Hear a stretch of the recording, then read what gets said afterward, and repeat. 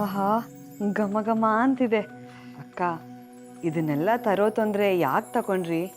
ಆಹಾ, ಘಮ ಘಮ ಅಂತನೂ ನೀನೇ ಅಂತೀಯ, ತೊಂದರೆ ಅಂತನೂ ನೀನೇ ಅಂತೀಯಲ್ಲ. ಮೈದನ್ ಮನೆಗೆ ಬರೀ ಕೈಲಿ ಬರೋಕ್ಕಾಗತ್ತಾ? ಮೊದಲೇ ನಮ್ಮ ವೆಂಕಟನಾಥನಿಗೆ ಕುರುಕ್ ತಿಂಡಿ ಅಂದರೆ ತುಂಬ ಇಷ್ಟ.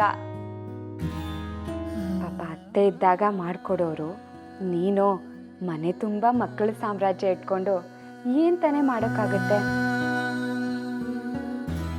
ಅದಕ್ಕೆ ಮಾಡ್ಕೊಂಡ್ಬಂದೆ. ಅತ್ಗೆ, ಮಕ್ಕಳು ಹೇಗಿದ್ದಾರೆ? ಅವರನ್ನ ಎಲ್ಲಿ ಬಿಟ್ಟು ಬಂದ್ರಿ? ರಾಧಕ್ಕ ಇದ್ದಾಳಲ್ಲಪ್ಪ. ಅಕ್ಕ, ಈಗ ರಾಧಕ್ಕ ಹೇಗೆ? ಏನೂ ತೊಂದರೆ ಇಲ್ಲ ಅಲ್ವಾ? ಸರಸ್ವತಿ, ಅವತ್ತು ನಿನ್ನ ಗಂಡ ರಾಧಕ್ಕಂಗೆ ಬುದ್ಧಿ ಹೇಳ್ದಾಗಿಂದಲೂ ತುಂಬ ಬದಲಾಗಿದ್ದಾರೆ. ಹೌದೌದು, ಅವಳು ಇರೋದ್ರಿಂದ ನನಗೆ ತುಂಬ ಸಹಾಯ ಆಗ್ತಿದೆ ಸರಸ್ವತಿ. ನೀವು ಅತ್ತೆಯವರು ಆ ಕಡೆಯಿಂದ ಬಂದ್ಮೇಲಂತೂ ನನ್ನ ಮಗನ ನೋಡ್ಕೊಳ್ಳೋದು, ನೀರೆರಿಯೋದು, ಮನೆ ಕೆಲಸ, ಅಡುಗೆ ಕೆಲಸ ಅಂತ ತುಂಬ ಸಹಾಯ ಮಾಡ್ತಿದ್ದಾಳೆ. ಅವಳು ಅಷ್ಟೊಂದು ಬದಲಾಗಿರೋದು ನನಗೆ ನಂಬೋಕೆ ಆಗ್ತಾ ಇಲ್ಲ. ಅತ್ಗೆ, ಯಾರು ಹುಡ್ತಾನೆ ಕೆಟ್ಟವರು ಆಗೋದಿಲ್ಲ. ಸಂದರ್ಭಗಳು, ಸಹವಾಸಗಳು, ದುರಾಸೆಯಿಂದ ಮನುಷ್ಯ ದಾರಿ ತಪ್ತಾನೆ. ಅವರನ್ನ ದ್ವೇಷ ಮಾಡಿದ್ರೆ ಮತ್ತಷ್ಟು ಹಾಳಾಗ್ತಾರೆ. ಅದೇ ಪ್ರೀತಿ ಮಾಡಿದ್ರೆ ಖಂಡಿತ ಬದಲಾಗ್ತಾರೆ. ಹೌದು ವೆಂಕಟನಾಥ, ನಿನ್ನ ಮಾತು ನಿಜ. ಈ ಜಗತ್ ನಿಂತಿರೋದೇ ಪ್ರೀತಿ ಅನ್ನೋ ಚುಂಬಕ ಶಕ್ತಿಯಿಂದ. ಅದನ್ನು ಅರ್ಥ ಮಾಡ್ಕೊಳ್ಳೋದ್ರಲ್ಲಿ ನಾವು ಸೋತಿದ್ದೀವಿ ಅಷ್ಟೇ. ಅಕ್ಕ, ನಮ್ಗಂತೂ ಇಲ್ಲಿ ಬರೀ ಮಕ್ಕಳದೇ ಜವಾಬ್ದಾರಿ. ಅವ್ರ ಊಟ, ತಿಂಡಿ, ಸ್ನಾನ, ಬಟ್ಟೆ ಎಲ್ಲ ನೋಡ್ಕೋಬೇಕು. ಅವ್ರನ್ನ ಬಿಟ್ಟು ಒಂದು ಹೆಜ್ಜೆ ಕದಲೋ ಹಾಗಿಲ್ಲ. ಇಷ್ಟ್ರ ಮೇಲೆ ನನ್ನ ಮಗ ಬೇರೆ, ಒಂದು ಗಳಿಗೆ ಮಲಗಲ್ಲ. ಸದ್ಯ ನಮ್ಮ ಪರಿಸ್ಥಿತಿ ಅರ್ಥ ಮಾಡಿಕೊಂಡು ನೀವೇ ಬಂದ್ರಲ್ಲ, ತುಂಬ ಸಂತೋಷ ಆಯಿತು ಭಾವ. ಸರಸ್ವತಿ, ನಮ್ಮದು ರಕ್ತ ಸಂಬಂಧ ಅಲ್ಲ ಅಮ್ಮ, ಭಾವ ಸಂಬಂಧ. ಅಪ್ಪ ಹೋಗೋವಾಗ ನೀವು ನಿನ್ನು ಚಿಕ್ಕ ಹುಡುಗ, ಇವನ ಕೈಯನ್ನು ನನ್ನ ಕೈಯಲ್ಲಿಟ್ಟು ಇವನು ನಿನ್ನ ತಮ್ಮ ಅಲ್ಲ ಅಪ್ಪ, ಮಗನ ಹಾಗೆ ನೋಡ್ಕೊ ಅಂತ ಹೇಳಿದ್ರು. ಅಪ್ಪ ಗುರುರಾಜ, ಇನ್ನು ಈ ಮನೆಯ ಸಮಸ್ತ ಜವಾಬ್ದಾರಿಯೂ ನಿಂದು. ಬೀಗ ಮುದ್ರೆ ಮನೆತನದ ಹೆಸರನ್ನ ಕಿಂಚಿತ್ತೂ ಲೋಪವಾಗದ ಹಾಗೆ ಉಳಿಸಿ ಬೆಳೆಸೋ ಜವಾಬ್ದಾರಿ ನಿಂದೆ ಕಣಪ್ಪ. ಆ ಜವಾಬ್ದಾರಿ ನನ್ನ ಬದುಕಿರೋವರೆಗೂ ನನ್ನ ಹೆಗ್ಲು ಮೇಲೆ ಇರುತ್ತೆ.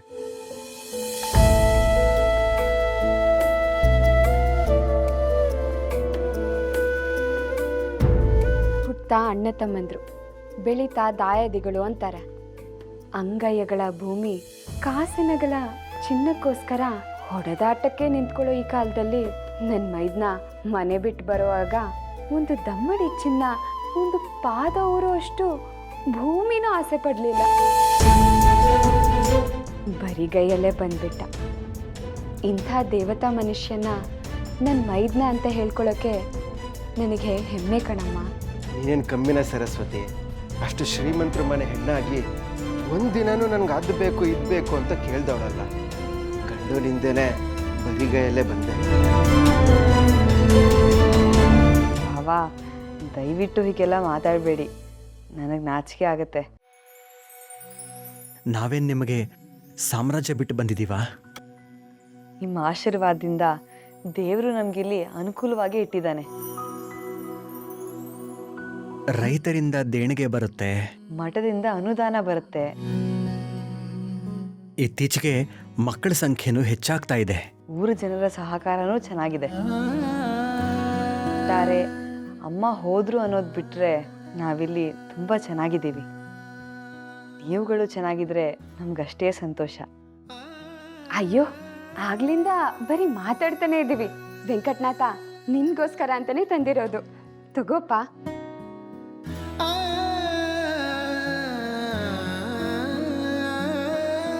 ತಡೀಪ. ಅಯ್ಯೋ, ಹಳಸಿರೋ ವಾಸನೆ ಬರ್ತಿದೆ.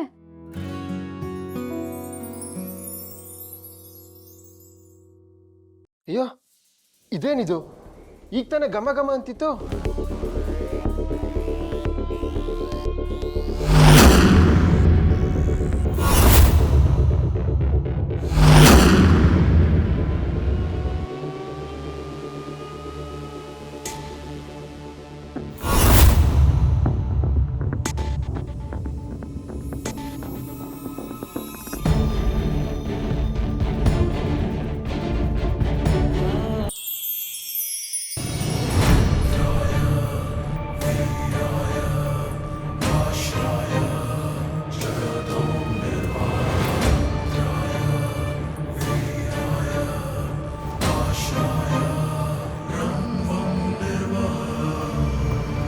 ಶ್ರೀಹರಿ.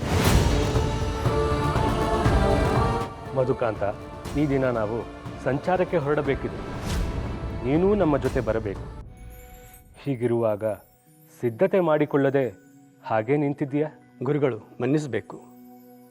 ಇಲ್ಲಿವರೆಗೂ ನನ್ನ ಮುಂದೆ ತಾವು ಅದೆಷ್ಟೋ ಕಾರ್ಯಗಳನ್ನು ಮಾಡಿದ್ದೀರಾ, ಪವಾಡಗಳನ್ನು ಕೂಡ ಮಾಡಿದ್ದೀರಾ. ಆದರೆ ನಾನು ಅದನ್ನು ಮತ್ತೊಬ್ಬರ ಮುಂದೆ ಹೇಳುವುದಾಗಲಿ ಅಥವಾ ನಿಮ್ಮ ಒಪ್ಪಿಗೆ ಇಲ್ಲದೆ ಅದನ್ನು ನಾನೇ ನೆನೆಸಿಕೊಳ್ಳುವುದಾಗಲಿ ಮಾಡುವುದಿಲ್ಲ. ಈ ನನ್ನ ಮಾತಿಗೆ ನಿಮ್ಮ ಪಾದವೇ ಸಾಕ್ಷಿ ಗುರುಗಳೇ.